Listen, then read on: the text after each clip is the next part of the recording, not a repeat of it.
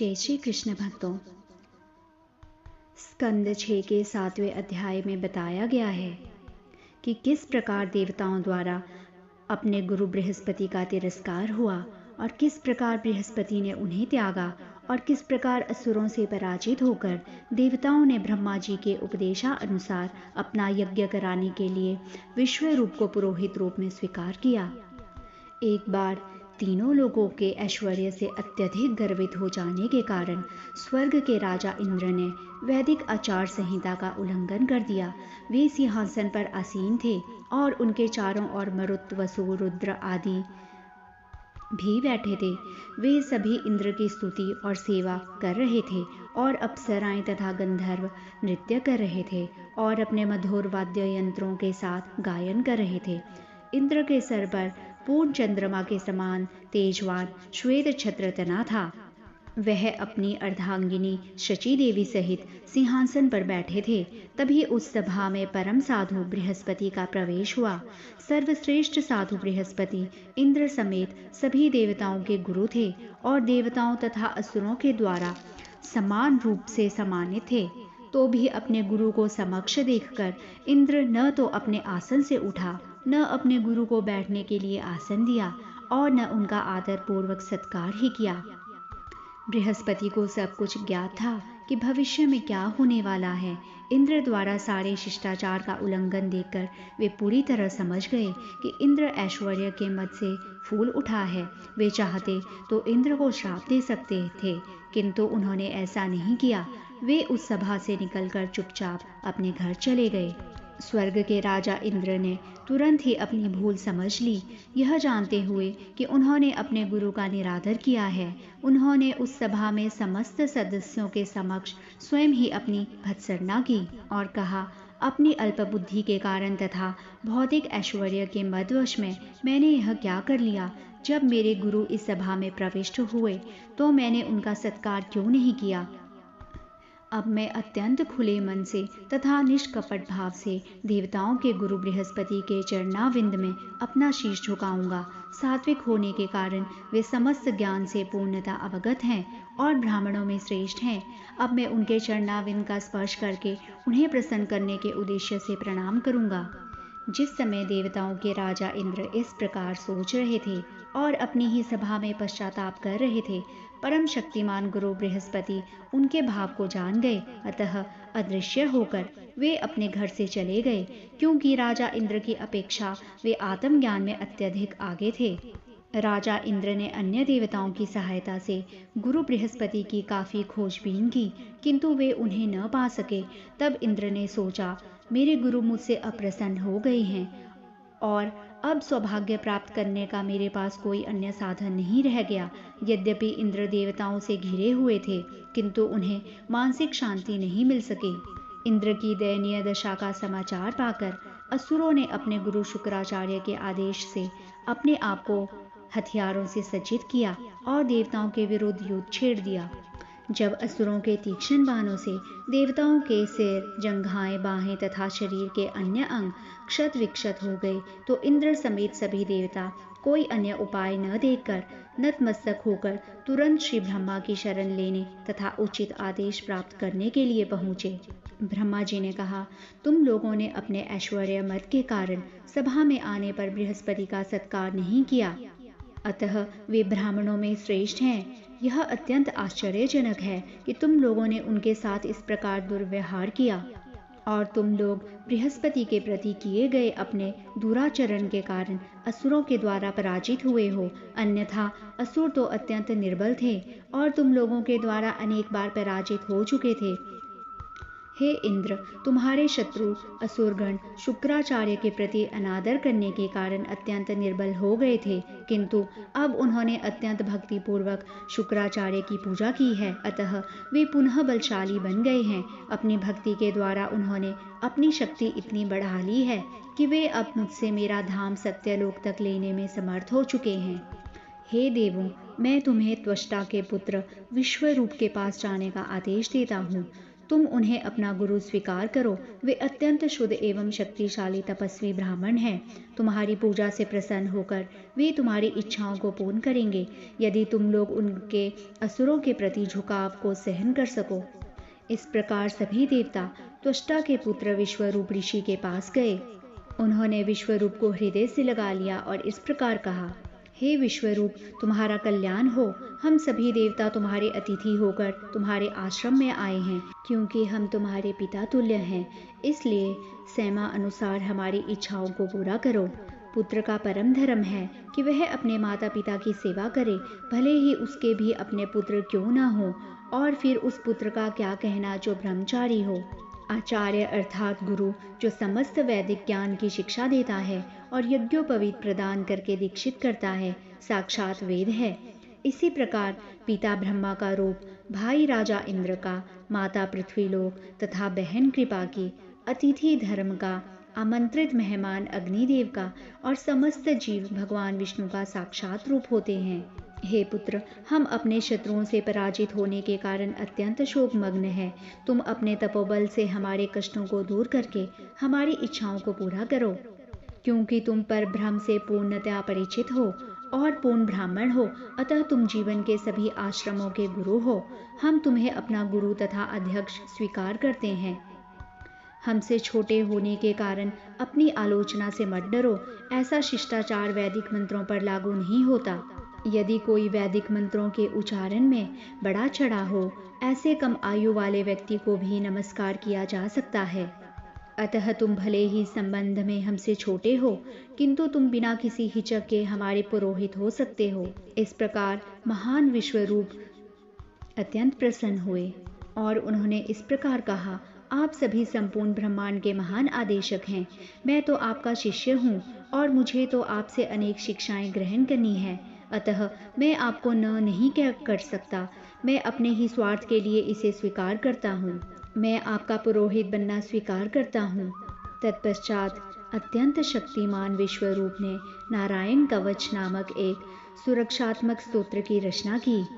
इस बुद्धिमतापूर्ण मंत्र से उन्होंने असुरों का ऐश्वर्य छीनकर स्वर्ग के राजा इंद्र को दे दिया।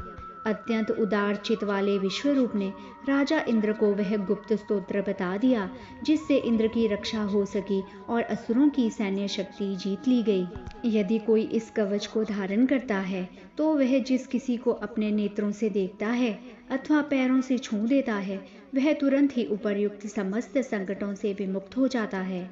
देवताओं के पुरोहित विश्वरूप के 3 सिर थे। इनमें से एक से वह सोमपान करता था, तो दूसरे से मदिरापान और तीसरे से भोजन ग्रहण करता था। देवतागण विश्वरूप के पिता पक्ष से संबंधित थे। अतः विश्वरूप सबों के समक्ष अग्नि में घी की आहुति इन मंत्रों का उच्चारण करके दे रहा था। इंद्राय इदम स्वाहा, अर्थात ये इंद्र के लिए हैं। वह मंत्र का उच्चारण उच्च स्वर से कर रहा था और प्रत्येक देवता को उसका उचित भाग प्रदान करता जा रहा था। यद्यपि देवताओं के नाम से यज्ञ की अग्नि में घी आहुति डाल रहा था, किंतु देवताओं के बिना जताए वह असुरों के नाम की भी आहुति डालता जाता था, क्योंकि वे उसकी माता के पक्ष के संबंधी थे। किंतु एक बार स्वर्ग के राजा इंद्र को पता चल गया कि विश्वरूप देवताओं को धोखा देकर असुरों की आहुतियां दे रहा है। अतः वह असुरों द्वारा पराजित किए जाने से अत्यधिक भयभीत हो उठा और अतीव क्रोध में उसने विश्वरूप के 3 सिरों को उसके कंधों से अलग कर दिया। तत्पश्चात सोम रस पीने वाला सिर पपीहे में, सुरापान करने वाला सिर गौरैया में और भोजन करने वाला सिर तीतर में बदल गया। इंद्र इतना शक्तिशाली था कि यदि चाहता तो ब्रह्म हत्या के पाप फल को निरस्त कर सकता था, किंतु उसने हाथ जोड़कर पछताते हुए पाप भार को स्वीकार कर लिया। उसने 1 वर्ष तक यातना भोगी और तब अपनी शुद्धि के लिए हत्या के पाप को पृथ्वी, जल, वृक्ष तथा स्त्रियों में बांट दिया। पृथ्वी ने राजा इंद्र से बदले में यह वरदान लेकर कि जहाँ कहीं भी गड्ढे होंगे वे समय पर अपने आप भर जाएंगे, ब्रह्म हत्या के पापों का स्वीकार किया। वृक्षों ने इंद्र से बदले में यह वरदान लिया कि काटे जाने पर भी उनकी शाखाएं फिर से उग आएंगी।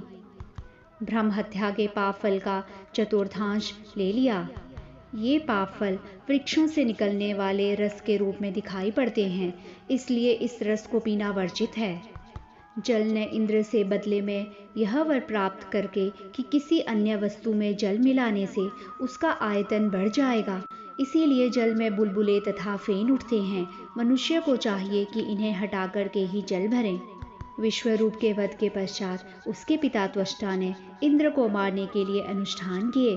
उसने अग्नि में यह उच्चारण करके आहुति डाली, हे इंद्र के शत्रु, तुम्हारी अभिवृद्धि हो, तुम अविलंब अपने शत्रु का वध करो। तत्पश्चात अन्वाहार्य नामक यज्ञ अग्नि के दक्षिणी कोने से एक भयावना व्यक्ति प्रकट हुआ, जो युगांत में समग्र ब्रह्मांड का विनाश करने वाले के समान प्रतीत हो रहा था। वह पुनः पुनः जम्हाई ले रहा था, मानो कंदरा के समान अपने विशाल मुख में वह सारे आकाश को निगल जाना चाहता हो। ऐसा प्रतीत हो रहा था मानो वह आकाश के सभी तारों को अपनी जीभ से चाट रहा हो और अपने लंबे पैने दांतों से संपूर्ण ब्रह्मांड को खाने जा रहा हो।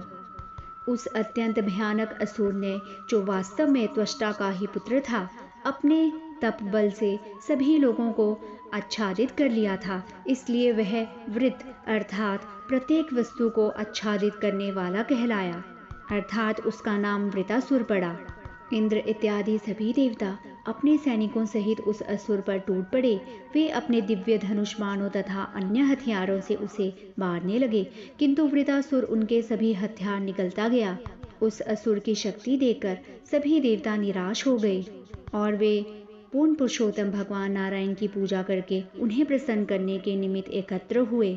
देवताओं की प्रार्थना सुनकर भगवान विष्णु उनके समक्ष प्रकट हुए। देवताओं ने अपनी स्तुतियों द्वारा भगवान को प्रसन्न किया। देवताओं से प्रसन्न होकर श्री भगवान ने इस प्रकार कहा, तुम लोगों ने अत्यंत ज्ञानपूर्वक मेरी स्तुति की है, जिससे मैं तुम लोगों से अत्यंत प्रसन्न हूँ।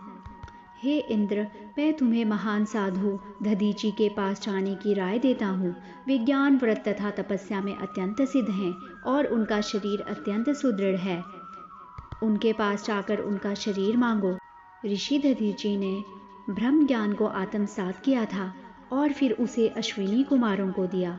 ऋषि दधीचि ने घोड़े के मुख से अश्विनी कुमारों को मंत्र दिए थे, जब दधीचि तुम्हें अपना शरीर दे देंगे तो विश्वकर्मा उनकी हड्डियों से एक व्रज तैयार करेंगे। वह व्रज मेरी शक्ति से युक्त होने के कारण निश्चित रूप से वृतासुर का वध करेगा। भगवान के आज्ञा अनुसार देवतागण अथर्वा के पुत्र दधीचि के पास पहुँचे। वे अत्यंत उदार थे और जब देवताओं ने उनसे शरीर देने के लिए प्रार्थना की तो वे तुरंत तैयार हो गए। ऋषि दधीचि ने कहा, यद्यपि मुझे अपना शरीर अत्यंत प्रिय है, तो भी तुम लोगों के कल्याण के लिए मैं इसको छोड़ दूंगा, क्योंकि मैं जानता हूँ कि यह आज नहीं तो कल अवश्य मुझे छोड़ देगा। यह कुछ काल तक ही काम आने वाला है और किसी भी क्षण नष्ट हो सकता है। उन्होंने अपने आप आत्मा को पूर्ण पुरुषोत्तम भगवान के चरणाविंद में रखकर पंचभूत से निर्मित अपने स्थूल शरीर को त्याग दिया।